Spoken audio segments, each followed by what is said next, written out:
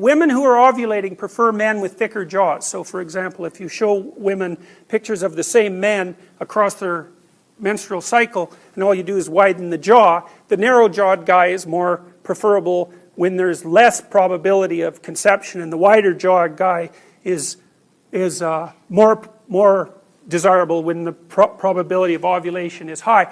And jaw dimensions are associated, at least to some degree, with aggression. Why would that be? Why would that be?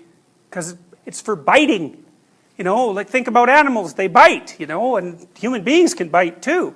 So the jaw, the relationship between jaw dimension and disagreeableness, say, seems to have, it's a somewhat of a hangover from our evolutionary past. Women have a higher proportion of body fat. Women are more resistant to diseases. That's a good deal for women. They live longer. That's a good deal too. There's way more male homicide victims, which seems spectacularly unfair until you notice that there are many more male homicide perpetrators, which then seems to sort of even things out.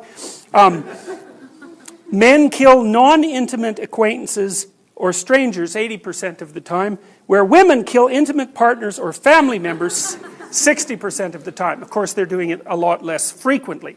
So, and you never know how many of those are in something approximating desperation and self-defense, right? Excluding the odd psychopathic woman. In some animals, sexual dimorphism is how much difference there is in the morphology between a male of the species and a female of the species.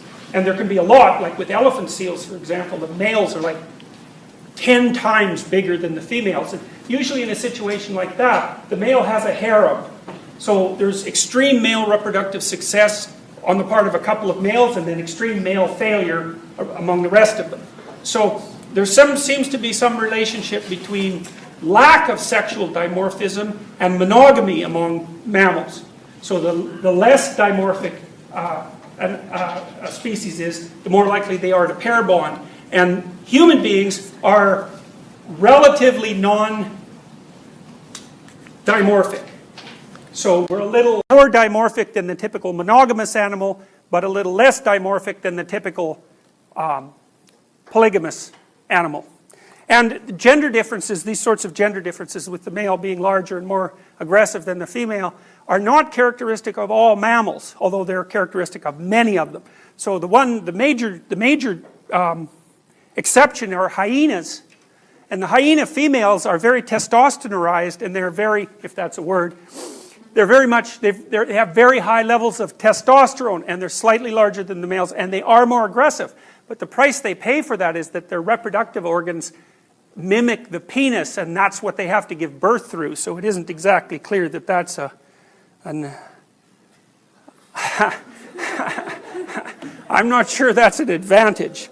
Okay, well, so here are some of the differences between men and women. So you can see there's a 5-inch difference in height, a 30-pound difference in weight.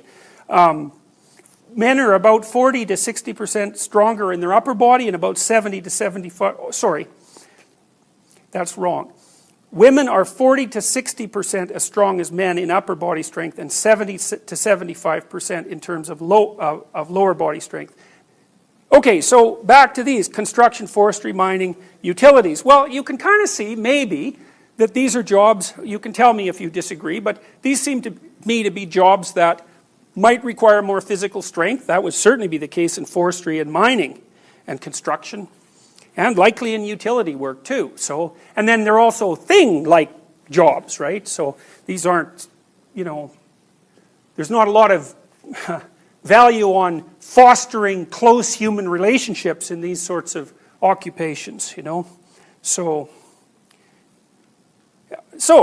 here's some interesting things. 10 most male-dominated occupations in the U.S.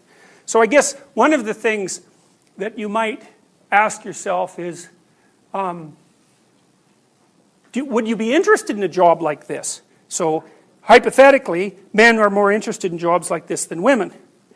Brick mason, block masons, stone masons, so, you know, carving up stone. Cement masons, electrical power line installers and repairers. That's a tough job, eh? It'd be very hard to do that, like during the ice storm. That'd be a hard job. Carpet, floor, and tile installers, heating, air conditioning, refrigeration mechanics, structure, iron, and rebar workers, bus and truck mechanics and diesel engine specialists, miscellaneous vehicle and mobile equipment mechanics, tool and die makers, and roofers.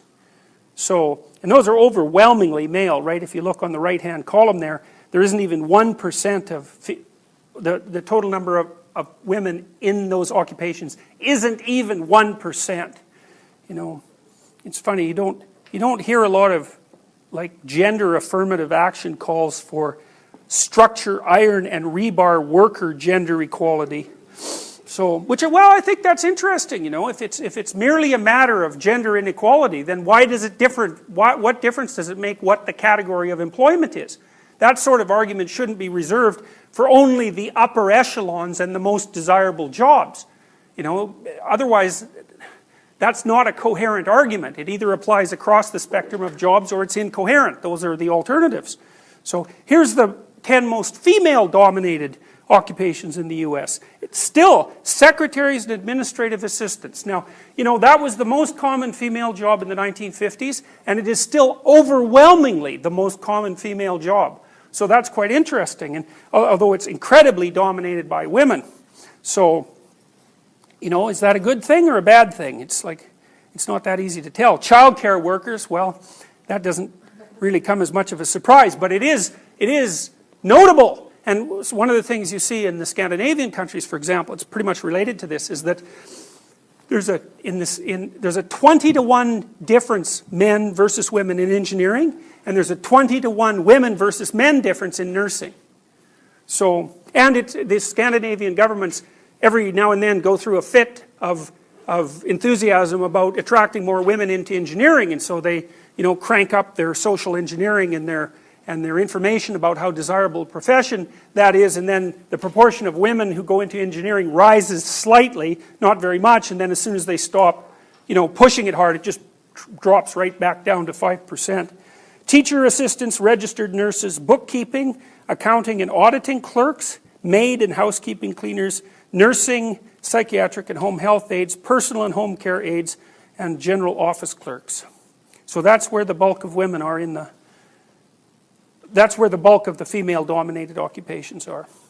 So, let's see now, did I cover all those things? Yeah, I did. So, I've been trying to figure this out for a long time, like what this agreeableness thing is, and this is sort of what I've concluded.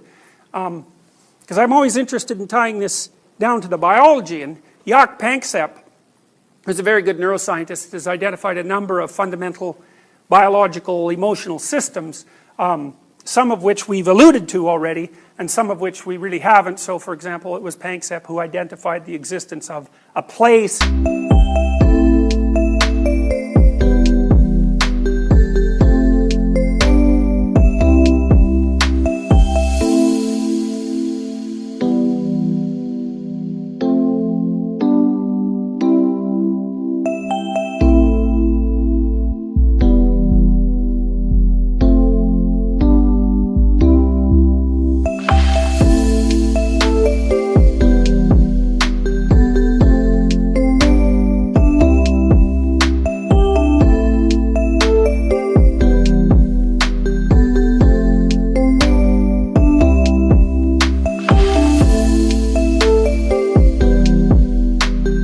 System for engaging, for example, in rough and tumble play, and that seems to be something that males prefer more than females prefer.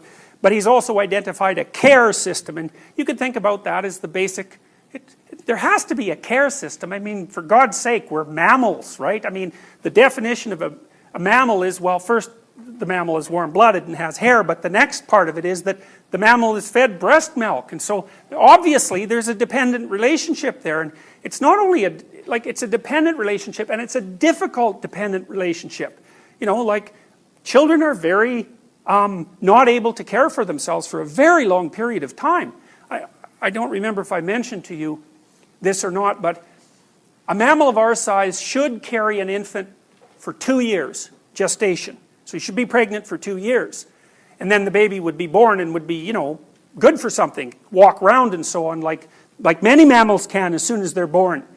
But because our heads are so big and because women's hips have to be narrow enough so that they can run, there's an evolutionary arms race between these structures in some sense.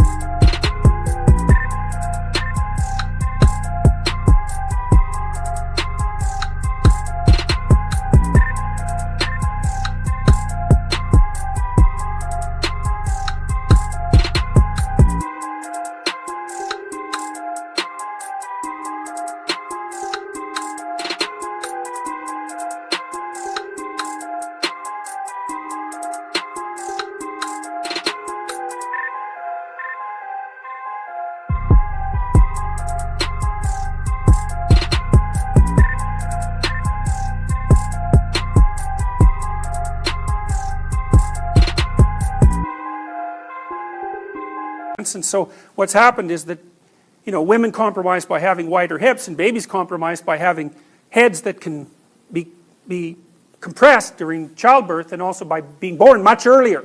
But the price that's paid for that is that they're incredibly dependent. And so you think, well, there has to be, well, it's foolish to even argue otherwise.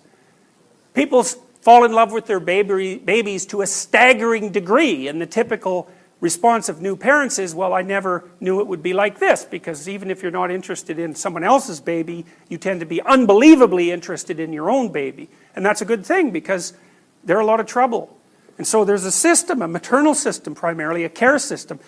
It's a system that's shared by men, because men are also very maternal for mammals. And so I believe that's on the one end of the agreeableness spectrum. It's like the maternal care system is what's driving empathy and sympathy and all of those things. And, you know, I think actually that it was the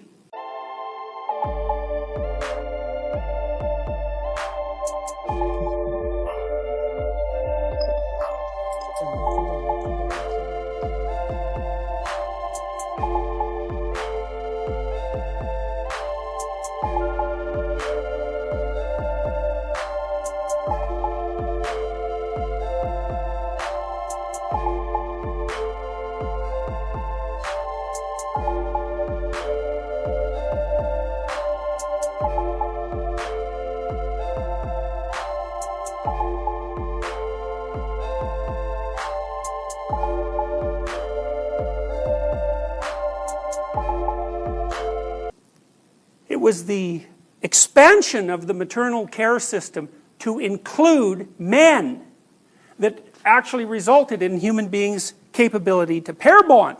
Because one of the things that's really weird about people is that they share food, because animals aren't very good at that. Like chimps will do it a little bit, but they're not too happy about it. And wolves sort of look like they share food, but that isn't really what happens. The dominant ones just eat till they're full, and then they don't mind if, you know, the subordinate ones eat what's left over.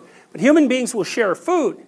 Now, of course, female mammals often share food with their infants, but they don't generally share food with, you know, their compatriot. And, you know, you think about the language that couples who are in love use to each other. You know, there's a real infantile element to it. It's baby and dear, and, you know, they make little cooing noises, and they give each other little pet names, and like there's something that's like there's a juvenile element to it that seems to me to be a consequence of the activation of this care system, you know, between adults rather than from the adult to the child.